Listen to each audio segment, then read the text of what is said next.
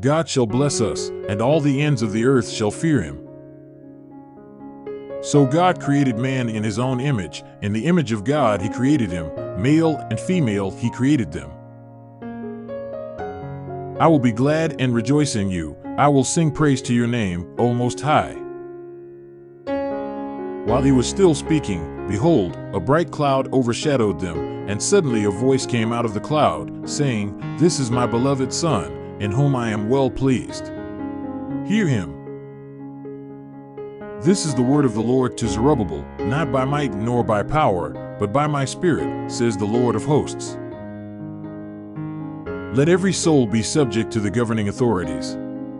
For there is no authority except from God, and the authorities that exist are appointed by God. He reveals deep and secret things. He knows what is in the darkness, and light dwells with him.